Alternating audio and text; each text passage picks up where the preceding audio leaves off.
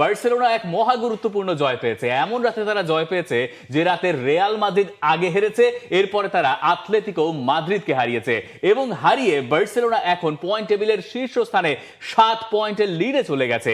বার্সেলোনাকে ধরা হচ্ছে এবারের লা লিগার হট ফেভারিট। যে ম্যাচটাতে বার্সেলোনা আতলেতিকো মাদ্রিদকে হারালো, সেই আতলেতিকো মাদ্রিদ 10 জনের দলে পরিণত হয়েছিল ফার্স্ট হাফ শেষের আগেই, যখন নিকো গঞ্জালেজ রেড কার্ড দেখে মাঠ ছাড়েন এবং এরপরে সেকেন্ড হাফের শেষ দিকে রবার্ট লেভানডস্কি গোল করে ম্যাচটা ঘুরিয়ে দেন বার্সেলোনার হয়ে। জুলিয়ান সিমিওনের গোলে বার্সেলোনার বিপক্ষে আতলেতিকো মাদ্রিদ লিড নিয়েছিল ঠিকই, কিন্তু মার্কাস রাশফোর্ড এরপরে সমতায় ফেরান দলকে। লামিন ইয়ামাল পুরো ম্যাচ জুড়ে ছিলেন দুর্দান্ত। এরপরে নিকো গঞ্জালেস যখন রেড কার্ড দেখে মাঠ ছাড়লেন, 10 জনের দলে পরিণত হলো আতলেতিকো এবং সেকেন্ড হাফের শুরুতে আবার বার্সেলোনার একটা রেড কার্ড, সেটা উইথড্র করেছেন রেফারি, সেটা নিয়ে অনেক প্রশ্ন আছে। ম্যাচের শেষ দিকে সুপার সাব বনে যান none other than Robert Lewandowski. দেখেন, আমরা হচ্ছে এই আতলেতিকো মাদ্রিদ এবং বার্সেলোনার ম্যাচগুলো আগামী 10 দিনের মধ্যে আরো দুইটা দেখবো, সেটা হচ্ছে চ্যাম্পিয়ন্স লিগের কোয়ার্টার ফাইনাল। এই ম্যাচটাকে ধরা যায় বার্সেলোনা আপনার একটা রিভেঞ্জ নিল। তারা যে আতলেতিকো মাদ্রিদের এগেইনস্টে কোপা দেল রেতে আসলে বিধ্বস্ত হয়ে গিয়েছিল, সেটার একটা রিভেঞ্জ ম্যাচ। ইনফ্যাক্ট হচ্ছে আমরা দানি অলমো তিনি ম্যাচ শেষে সেটাও বলেছেন, এই ম্যাচটা আমাদের কাছে একটা অন্য তাৎপর্যপূর্ণ ছিল। কিন্তু পার্টিকুলারলি এই ম্যাচে যদি ফোকাসটা আমরা করি, অ্যাটাক, পাল্টা আক্রমণ, কার্ড দেখা। ইনফ্যাক্ট আপনার নিকো যখন হচ্ছে ফার্স্ট হাফের অ্যাডিশনাল মোমেন্টে ওই কার্ডটা দেখলেন, তার আগের ওই ইনসিডেন্টটার কথা চিন্তা করেন, তখনও কিন্তু একসাথে 3টা ইয়েলো কার্ড রেফারিকে দেখাতে হয়েছে। সেকেন্ড হাফে শুরু হলো জেরার্ড মার্টিনের রেড কার্ডটা কনভার্ট হয়ে ভিআর শেষে আবার সেটা ইয়েলো কার্ডে চলে আসলো। তবে সব শেষটা আসলে ফোকাসটা লেভানডস্কি তিনিই কেড়ে নিয়েছেন। একটা সপ্তাহ হয়নি তাকে আসলে পোহাতে হয়েছে বিশ্বকাপে না খেলতে পারার যন্ত্রণা, সেটাকে তিনি শিফট করলেন বার্সেলোনার হয়ে অল ইম্পর্টেন্ট একটা গোল করে। কারণ এই গোলটাকে আপনি হয়তোবা সিজনের ডিফাইনিং গোলও আপনি বলতে পারেন। দিন শেষে ডিফারেন্স যেটা এখন হয়ে দাঁড়িয়েছে, রিয়াল মাদ্রিদ 7 পয়েন্টে পিছিয়ে, বার্সেলোনা সেই সুযোগটাই কিন্তু কমপ্লিটলি কাজে লাগালো। বিশ্বকাপে কোয়ালিফাই করতে পারেন নাই এমন দুজন স্ট্রাইকার বার্সেলোনার কপাল আগের রাতে খুলে দিয়েছেন। কি করে? প্রথমটা হচ্ছেন মুরিকি কসোভোর হয়ে, যিনি বিশ্বকাপের শেষ কোয়ালিফায়ার মানে প্লে অফের ম্যাচে তুরস্কের কাছে হেরেছেন। সেই মুরিকি রিয়াল মাদ্রিদের সঙ্গে গোল করেছেন শেষ মুহূর্তে, সেখানে রিয়াল মাদ্রিদ হেরেছে রিয়াল মায়োর্কার কাছে। আর বার্সেলোনার হয়ে পোল্যান্ডের স্ট্রাইকার, যিনি বিশ্বকাপে দলকে নিয়ে যেতে পারেন নাই, সেই লেভানডস্কি গোল করেছেন। দেখে মনে হতে পারে যেটা এমন আহামরি সুন্দর কোনো গোল নয়, কিন্তু লেভানডস্কি কেন লেভানডস্কি এটা বোঝা গেছে ওই গোলে। যখন ওই রিবাউন্ডটা আসলো মুসোর কাছ থেকে, তখন লেভানডস্কির ওই যে ইনস্ট্যান্ট যে রিয়াকশনটা, ইনস্টিংক্ট, স্ট্রাইকারের যে ইনস্টিংক্টটা থাকে, সেটা দিয়ে তিনি বলটাকে ওই দিকেই ঘুরিয়েছেন এবং তার ওই চেস্টে লেগে, চেস্টটা আসলে হাতের আর্মের ওই জায়গাটায় লেগেছে, লেগে এরপরে বল গেছে ভেতরে। এবং এর আগ পর্যন্ত বার্সেলোনা হতাশ হচ্ছিল। আতলেতিকো মাদ্রিদ 10 জনের দলে পরিণত হওয়ার পরে এত কম্প্যাক্ট ডিফেন্স করে গেছে পুরো ম্যাচ জুড়ে, এবং আতলেতিকোর এগেইনস্টে মানে বার্সেলোনা আসলে সেইভাবে ভাঙতেও পারতেছিল না। মাঝখান দিয়ে, সাইড দিয়ে অনেক ধৈর্য তারা দেখাচ্ছিল, কিন্তু ওই ব্যাপারটা তাদের কাছে কোনোভাবেই আসছিল না। লেভানডস্কিকে দরকার ছিল, তাকে নামানো হলো এবং তিনি শেষ পর্যন্ত ম্যাচটা ঘুরিয়ে দিলেন। তার আগে আমার মনে হয় কানসেলোরও একটু প্রশংসা করা প্রয়োজন, তিনি লেফট ব্যাক পজিশনে খেলে আরো একবার আলো ছড়িয়েছেন এই ম্যাচটাতে। তবে আমরা যদি শুরু থেকে আসি, যে লেভানডস্কিকে ছাড়া বার্সেলোনা শুরু করলো কি করে। দানি অলমোকে আমরা দেখলাম ফলস নাইনের পজিশনে তিনি খেললেন। আতলেতিকো ম্যাচের স্টার্টটাও তো ভালো করেনি, কিন্তু যখন জুলিয়ান সিমিওন ওই গোলটা করলেন, ব্রিলিয়েন্ট গোল। এবং ওই গোলটাও যদি আপনি খেয়াল করেন, সেটাও কিন্তু ওই যে অফসাইড ট্র্যাপকে বিট করে সেই গোলটা করেছেন, লংলের ওই বল, সেখান থেকে হচ্ছে তিনি সেটাকে ফাঁকি দিলেন, কি একটা ফিনিশিং করলেন। এই গোলের পর পর শোধ করতে বার্সেলোনা একটু সময়, রাফিনিয়া নাই তো কি হয়েছে, রাশফোর্ড দেখিয়ে দিয়েছেন যে তিনি আসলে এই জায়গায় যোগ্য রিপ্লেসমেন্ট হলেও হতে পারেন। পরের দুইটা ম্যাচে অবশ্য আমরা বুঝবো, চ্যাম্পিয়ন্স লিগের মেইন দুইটা ম্যাচে যেখানে বাকি রয়েছে। বার্সেলোনার মিডফিল্ডে পেদ্রি কিছু সময় একটু মনে হচ্ছিল ভুগছিলেন, মানে ইনজুরি নিয়ে। এই সংখ্যাটা তৈরি হয়েছিল যেহেতু সামনে আতলেতিকোর সঙ্গে ম্যাচ, তাই সব দল সতর্ক, মানে যে কারণে এই ম্যাচে আদেমোলা লুকমান অথবা ইউলিয়ান আলভারেজ কাউকেই আসলে আতলেতিকো কোচ আর ব্যবহার করেন নাই।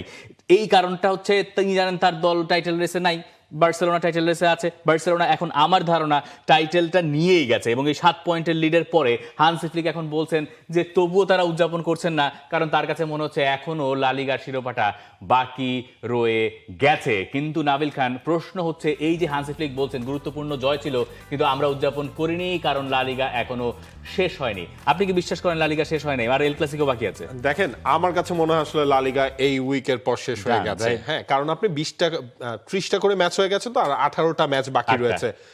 8টা ম্যাচ আলটিমেটলি বাকি রয়েছে 38 ম্যাচের লিগে।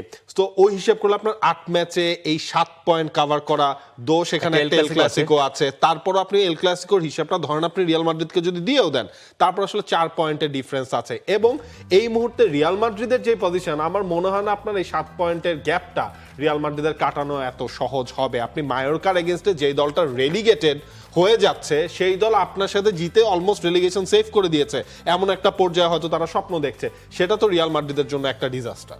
রিয়াল মাদ্রিদের জন্য ডিজাস্টার, কিন্তু আতলেতিকো মাদ্রিদের ওই ম্যাচে, বার্সেলোনার সঙ্গে যে ম্যাচে, ওখানে একটা ডিসিশন নিয়ে আবার খুব রঙ্গ তামাশা হচ্ছে।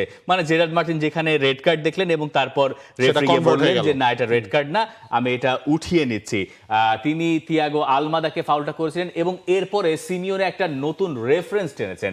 রেফারেন্সের পেছনে যেতে হবে আমাদেরকে। আতলেতিকো মাদ্রিদ তাদের সোশ্যাল মিডিয়া হ্যান্ডেল থেকে একটা পোস্ট করেছে, যে পোস্টটা আরো মাসখানেক আগের একটা রেফারেন্স দিয়ে। রিয়াল বেতিস এবং রায়ো ভায়াকানোর একটা ম্যাচ হচ্ছিল, সেই ম্যাচে রায়ো ভায়াকানোর এক ফুটবলারকে বেতিসের এক ফুটবলার প্রায় একই ঢঙে একটা ফাউল করেছিলেন এবং ওই ফাউলের পরে স্প্যানিশ ফুটবল রেফারিং যারা রয়েছেন, সিটিএ বলে, তাদের কমিটি থেকে বলা হয়েছিল আলাদা করে পরে সোশ্যাল মিডিয়ায় পোস্ট দিয়ে যে এটা একটা রেড কার্ড হওয়া উচিত ছিল। এখন সিমিওনে বলছেন তো একই ঘটনা তো এখানেও ঘটলো, তো এইখানে কেন সিদ্ধান্ত এমন হলো? প্রায় একই রকম একটা সিদ্ধান্ত আমি দেখেছি বেতিস রায়োর ম্যাচে, ওই ঘটনায় লাল কার্ড হওয়া উচিত ছিল বলে রেফারিরা মন্তব্য করছেন। আশা করি সিটিএ এই ব্যাপারে দেখবে এবং মন্তব্য করবে।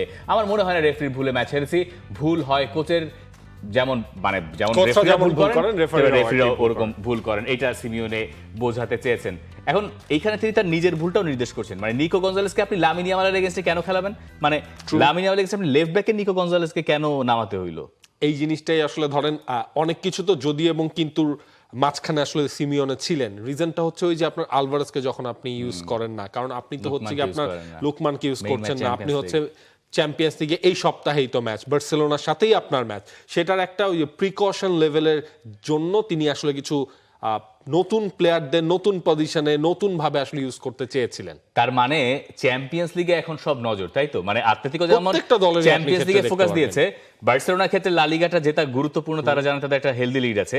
আর রিয়াল মাদ্রিদ মায়োরকার কাছে হারার পরে রিয়ালের কোচ আলভারো আরবেলোয়া বলছেন এখন এই সব ভাবনা বাদ, আমরা এখন চ্যাম্পিয়ন্স লিগ নিয়ে ভাবতে চাই। আপনার কাছে মনে হয় এটা কনস্পিরেসি যে রিয়াল মাদ্রিদ ইচ্ছা করে আসলে হেরেছে যাতে বায়ার্ন মিউনিখের সঙ্গে তারা জিততে পারে? মানে এটা তো ক্লাসিক রিয়াল মাদ্রিদ, 5টা ম্যাচ টানা জেতার পরে, চ্যাম্পিয়ন্স লিগে ম্যান সিটিকে বিদায় করার পরে, শেষ ইন্টারন্যাশনাল ব্রেকের আগে মাদ্রিদ ডার্বি জেতার পরে রিয়াল মাদ্রিদের কাছে এই হারটার পুরো দায় নিচ্ছেন আরবেলোয়া। বলছেন এই হার আমার আর কারো নয়, আমি চাই ফুটবলাররা এখান থেকেই মঙ্গলবারের ম্যাচ নিয়ে ভাবুক, আমি তো সিদ্ধান্ত নেই।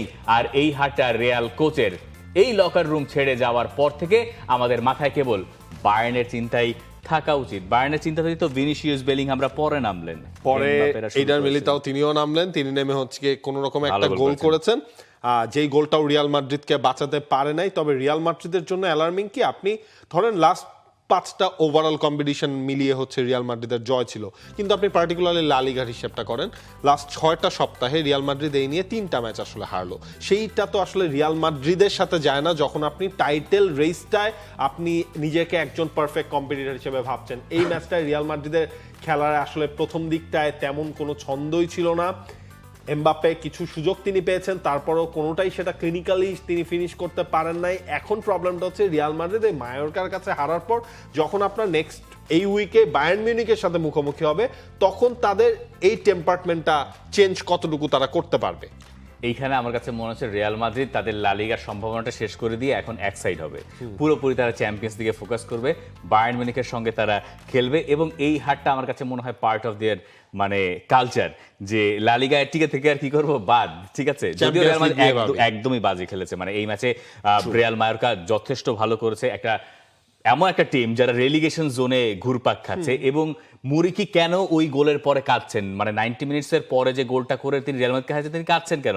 তিনি বলছেন তিনি কসোভোকে বিশ্বকাপে ওঠাতে পারেন নাই, এবং এই ইন্টারন্যাশনাল ব্রেকের আগে শেষ ম্যাচে এলচের সঙ্গে, যেই এলচেও রেলিগেশন জোনে ঘুরপাক খাচ্ছে, তাদের সঙ্গে মুরিকি একটা পেনাল্টি মিস করেছিলেন, যে কারণে মায়োরকার ওই ম্যাচে জেতা হয় নাই এবং এলচে রেলিগেশন জোন থেকে বেরিয়ে গিয়েছিল আর মায়োরকা ড্রপ করেছিল। ঠিক আগের রাতে এলচে আবার রেলিগেশন জোনে পড়ার মতো কাজ করেছে, তারা হেরেছে এবং মায়োরকা রিয়াল মাদ্রিদকে হারিয়েছে। জীবন ঠিক এতখানি মানে অদ্ভুত যে আপনি রিয়াল মাদ্রিদের কাছে মুরিকেই বলছেন যে রিয়াল মাদ্রিদের সঙ্গে আমরা তো ধরে রাখি আমরা 0 পয়েন্ট পাবো, কোনো পয়েন্টই পাবো না। সেই ম্যাচে পাক্কা 3 পয়েন্ট পেলাম। মূলত তিনি আসলে আগের ক্ষতিটা পুষিয়েছেন, এই কারণে তিনি আবেগে এতখানি ভেসে গেছেন। আর রিয়াল মাদ্রিদ কোচ আবেগে যতই ভাসুন না কেন, তার আসল কাজ আসলে চ্যাম্পিয়ন্স লিগে বাকি আছে। এবং এর আগে মানে ইন্টারন্যাশনাল ব্রেকের আগে যে রিয়াল মাদ্রিদকে আমরা দেখেছিলাম, যেটা আস্তে আস্তে গুছিয়ে নিল, ভিনিসিয়াসরা ফর্মে ফিরেছেন বা সবকিছু মিলিয়ে, সেই রিয়াল মাদ্রিদকে আবার খুঁজে বের করতে হবে চ্যাম্পিয়ন্স লিগে বায়ার্নের সঙ্গে। এইটা একটা অ্যালার্মিং সাইন যে আপনি এই ম্যাচে ইন্টারন্যাশনাল ব্রেকের পরে খেই হারালেন। মানে কামাভিঙ্গার পারফরমেন্স নিয়ে আলাদা করে কথা হতে পারে, ভালভার্দে না থাকলে রিয়াল মাদ্রিদের কি হয় সেটা নিয়ে আলাদা করে কথা হতে পারে, বা এমবাপে একা কেন দায়িত্ব বুঝে নেন না কথা হতে পারে, জুড বেলিংহামকে ওই ম্যাচে বায়ার্নের সঙ্গে কতখানি সময় পাওয়া যাবে সেটা নিয়ে কথা হতে পারে, অথবা হতে পারে যে এডার মিলিতাওকে আপনি যখন এখন পেলেনি, তার মানে পরের ম্যাচেও তিনি হয়তো স্টার্ট করবেন। কিছু অপশন আপনার কাছে এসছে, কিছু আপনার কাছে গেছে, এখন আপনার টাইম হচ্ছে চ্যাম্পিয়ন্স। কিন্তু আপনি একটা জিনিস খেয়াল করুন, লা লিগাও যদি ডান এন্ড ডাস্টেড হয়ে যায়, রিয়াল মাদ্রিদ চ্যাম্পিয়ন্স লিগটাতেও যদি কোনো একটা সেটব্যাক পেয়ে যায়, তখন কিন্তু আরবেলোয়ার জন্য একটা কমপ্লিট ডিজাস্টার। কিন্তু আইডিয়ালি রিয়াল মাদ্রিদ কি এই সিজনে আর কিছু জেতার মানে সম্ভাবনা দেখছিল 2 মাস আগে? ধরেন লা লিগায় তো তারা রেসে তো ছিল, চ্যাম্পিয়ন্স লিগের রেসেও তো আসলে তারা ছিল। যদি এই দুইটাই আপনার এই সপ্তাহেই শেষ হয়ে যায়, তখন তো হচ্ছে গিয়ে রিয়াল মাদ্রিদের জন্য এটা একটা বড় বিপর্যয় কিন্তু হবে। রিয়াল মাদ্রিদ সেই বিপর্যয় এড়াতে চাইবে, দেখা যাক রিয়াল মাদ্রিদ সেই কাজটা পারে কিনা। লা লিগার টাইটেল রেস নিয়ে আপনি কি ভাবছেন জানাতে পারেন আমাদেরকে কমেন্ট সেকশনে। For more updates, subscribe to our YouTube channel and click on the bell icon. Follow us on Facebook and Instagram. Download T-Sports app to enjoy exciting games and highlights. Visit tsports.com.